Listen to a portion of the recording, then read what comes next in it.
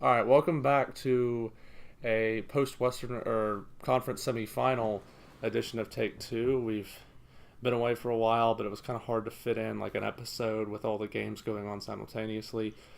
But with the conference semifinals wrapped up, we'll talk about all that, and then talk about the upcoming conference finals. We have four teams left standing, and I guess the first thing I'll say is, holy cow, those were some good games. Yeah, I Um, would say it wasn't surprising who won, but some games or some series weren't as close as we thought they would be, or some games or some series were blowouts when we didn't think they would be.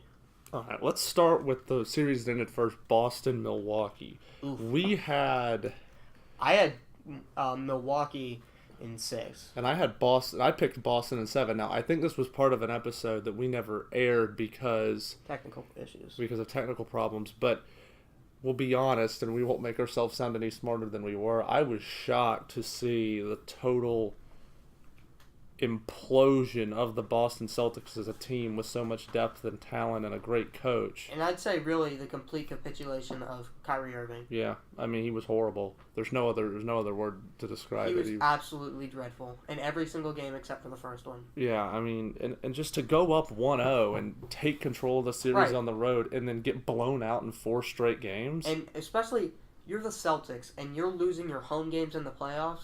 That's unexcusable. Yeah, I mean, TD Garden's a great home field advantage, and it's just to get blown out the way they did in all those games. I mean, got to give credit to Milwaukee, a great team with a great superstar, but I think this is more of a situation where Boston was just all over the map, and they've been questionable all year. But I always felt that, I mean, I had faith in Kyrie Irving as a leader. And more importantly, I had faith in Brad Stevens as a coach. That when it mattered most, they would gel as a team. And I thought they were the best team in the East, but I was wrong, and they totally fell to pieces in that series, losing in 5 to Milwaukee. So I mean, it's gut check time for Boston because they made a deal about how their rebuilding period. It seemed like last year everything fell into place, even though they lost in 7 to the Cavs at the end of last year. They're like, we have a great coach. We have the best young coach in the NBA. We have a superstar. He was just injured, so he didn't play. And we have great pieces around. We have Gordon Hayward. We made a great draft pick in Jason Tatum. One of the who last year was looking like one of the most promising. Probably the most promising young player in the NBA. Yeah. I'd say even more so than Ben Simmons. But Yeah. and then you hit this year, and Brad Stevens can't keep the team together. Kyrie Irving plays abysmal in the playoffs. Jason Tatum. Well, he was all right against the Pacers. The big problem with Kyrie Irving this year is he was a diva. That's Yeah. what, he was a diva throughout a ton of the season. He always seemed frustrated, and with all the stuff that he would say in interviews, he just seemed so miserable, and it'd almost be like a cancer playing with him. Yeah. Tatum sophomore slump galore. Took a huge step backward this year in his play style, and Gordon Hayward is not the star he was before he got injured. So I think with Boston, you built up. You thought you had this great rebuild, and I don't want to say they're back to square one, but they're pretty close because I don't think Kyrie's staying with this team. Well, I would disagree in that they're not back to square one because they still have a ton of young pieces, and they're going to have a draft pick this year as well. Mm-hmm. Not going to be as high as we all thought it would be, considering how the Kings Played better than expected. Yeah, much better.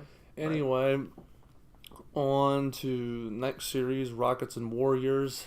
Ended in 6 games. I watched every game that series, So did I.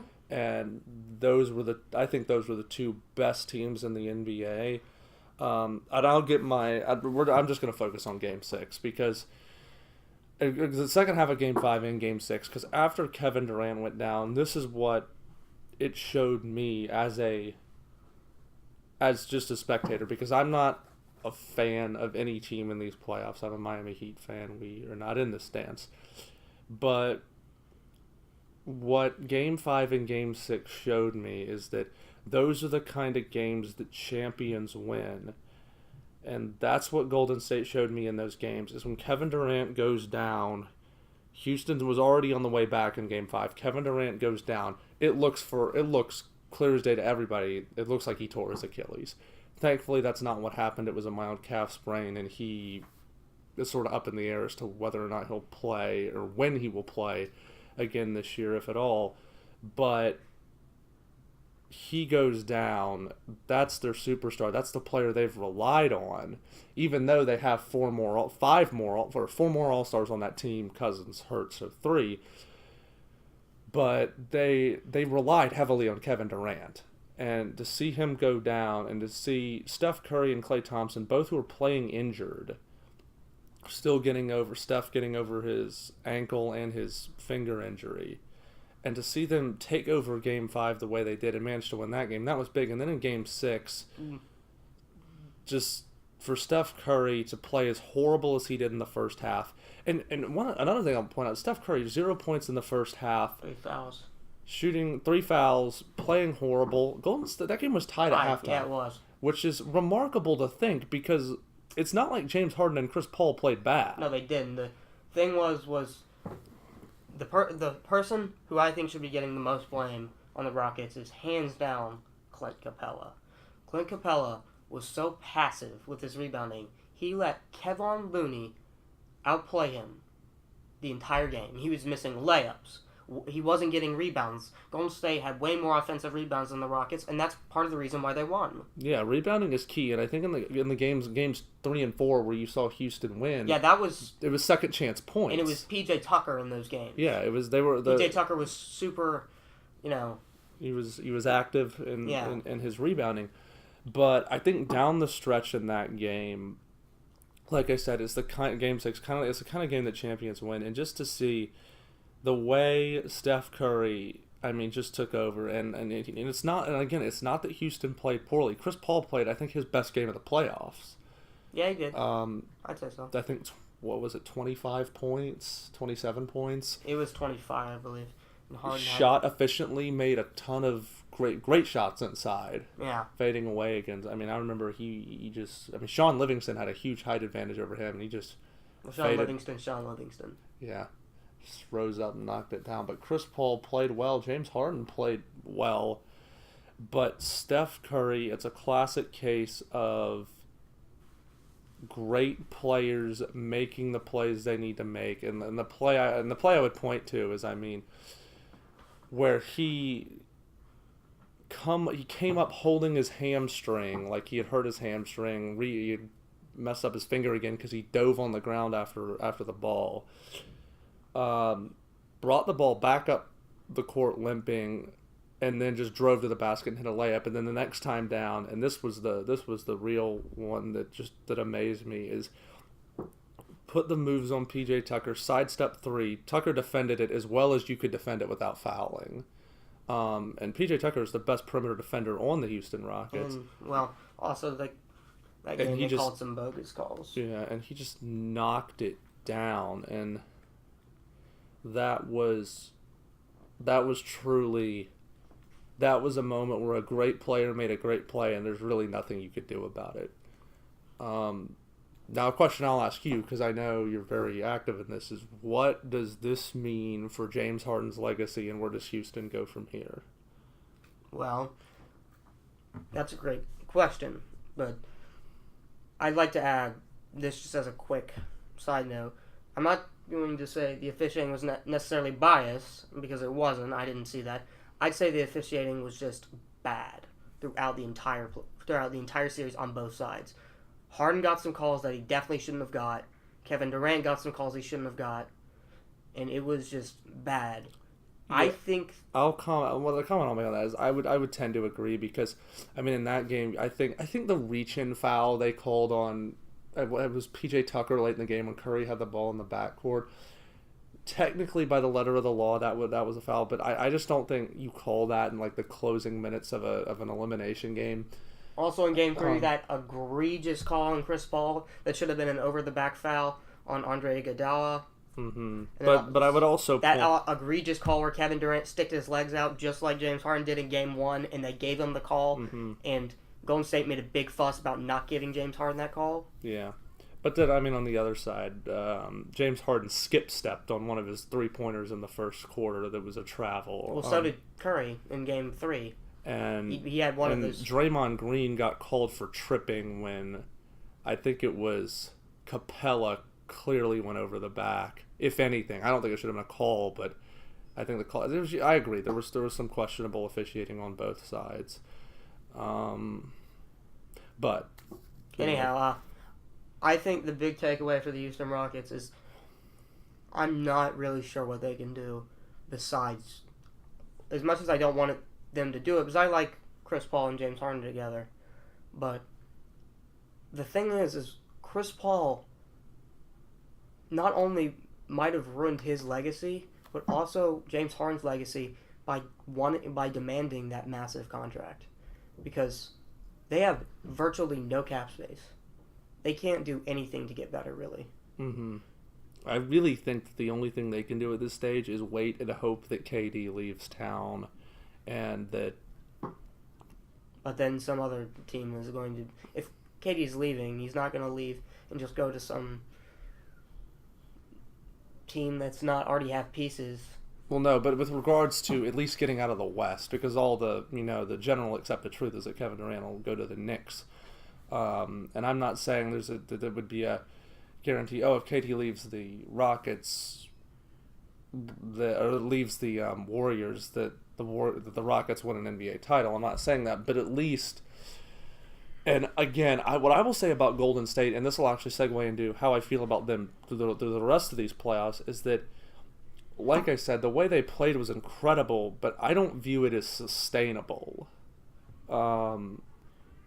I mean, Curry and Clay hit their shots in big moments, but as far as being able to carry this team in the future, like if you were to start that series from 0 with no Kevin Durant, I think I could say with a fair amount of confidence that Houston would have won that series.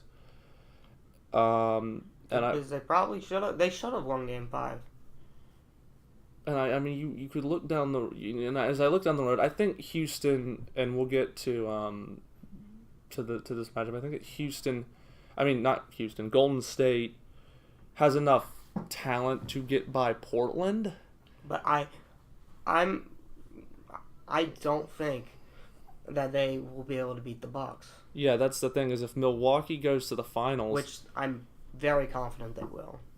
I don't think that if there's no Kevin Durant, that Curry and Clay can beat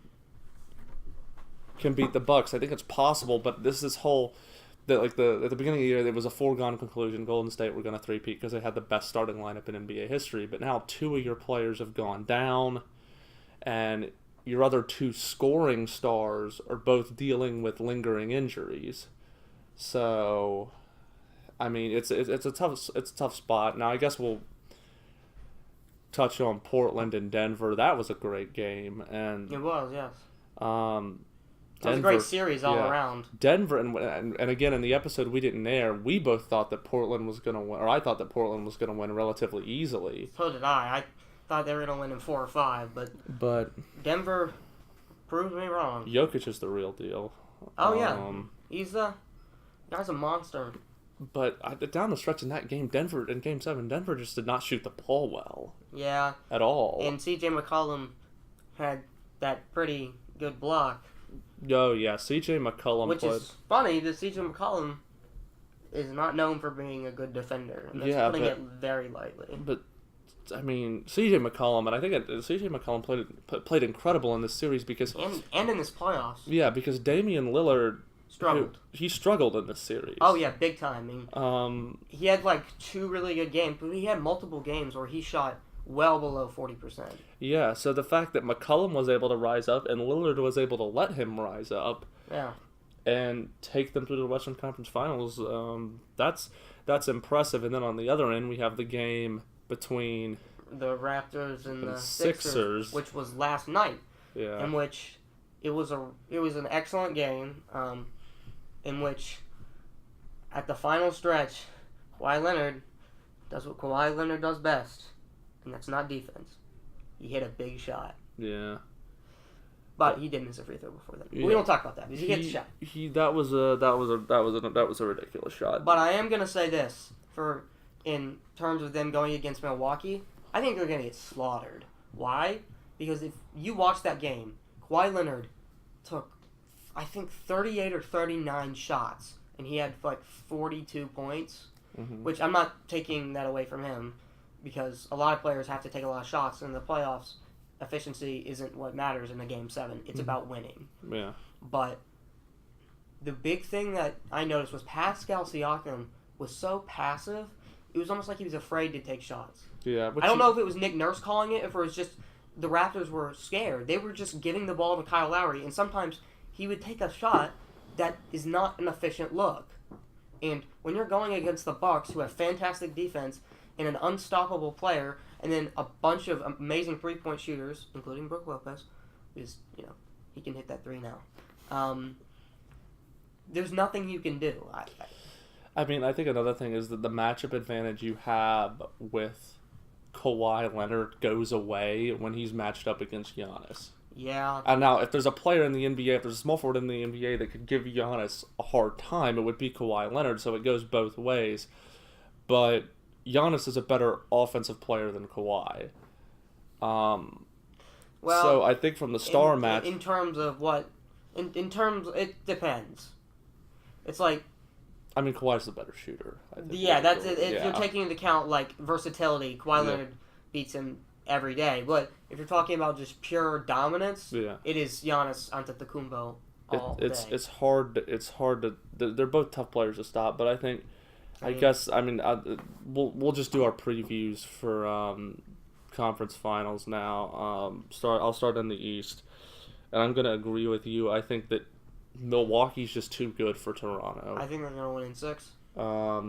I've got Raptors in 6. I think Toronto, because they do have a good home court advantage. I think Toronto can take a couple of games at home, but I think at the end of the day, Milwaukee's just a better team, and that's going to show. And I think it's a similar story in the Western Conference Finals.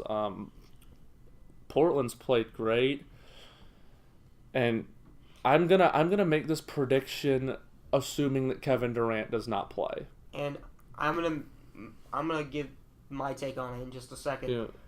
I think it's going to be, if they have Steph Curry guarding Damian Lillard, then this series, in my opinion, is going to be closer than you would think. But if they put Andre Iguodala on Steph Curry or on Damian Lillard or CJ McCollum, especially Lillard, it is game over. Yeah, I think that Portland's a really good team, but it's sort of similar to Houston. Houston's a great team, but Golden State is the champions. I mean, if you look at last year, the Trailblazers getting annihilated, and you watch, why was Damian Lillard so bad? It's because Drew Holiday, who is a much bigger guard, I think he's 6'5", he's about the size of a 2 guard, was guarding him, and he didn't know what to do. Yeah. And I think if Andre Iguodala, who's even bigger, and he can definitely defend him, I think he's going to really struggle. Yeah, I got Warriors in 6. And I only say 6 because I don't think Kevin Durant's going to play. If Kevin Durant plays, this could be over in 4 or 5. Yeah. I'd say if Kevin Durant isn't playing, I would say same thing you did. I'd say it's a 6-game series with the Warriors heading to the finals once again, where they would match up against the Bucks more than likely. Yeah. All right, well, that's all we've got for you this time, recapping the conference semifinals and previewing the conference finals. Thank you all for listening.